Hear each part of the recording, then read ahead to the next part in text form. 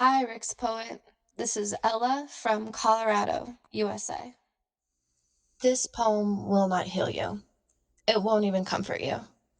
The best it will do is make you think of the time that it was snowing and you walked home from that party alone.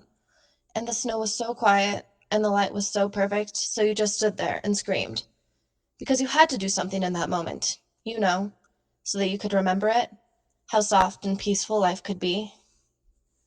This poem won't heal you, but it will make you close your eyes and remember. I held up a blue scarf over both of our heads on the day the sandstorm hit. I covered your eyes with my spare hand, and you just grit your teeth really tight until the wind died down. At the end of it, both of us were crying. Dust hurts when it hits your eyes like that. That kind of felt like life right there. Tears on both of us because I tried to save you and I couldn't. There was other stuff like that too, where inhales and exhales required conscious action. I swear I had to remind myself how to breathe for a good 60% of my 20s.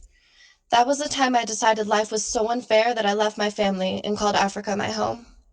By the time I moved back, I had done nothing more than learn how to wash my clothes with my hands and confirm that yes, indeed, life was not unfair, and no, my dear, there was nothing I could do about it. There was 1 month where all of our hearts broke. I covered my hair and attended 4 funerals in August. Where I'm from, you scream and moan during funerals, but my grief was silent.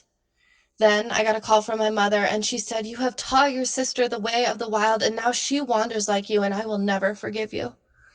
I thought I would melt into my own tears for hurting my mother like that, but I never did. It was too dry to waste water.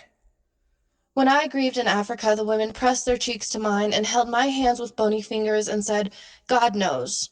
God will help." But that month, God didn't know. So that month, God didn't help.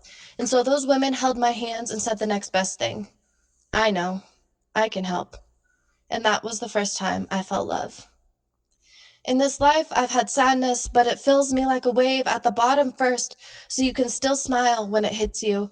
And then it fills you like a lover, so you can still smile when it hits you. Then it feels you like an idea, so you can still smile even when it hits you. That I may never be home. I may never be home.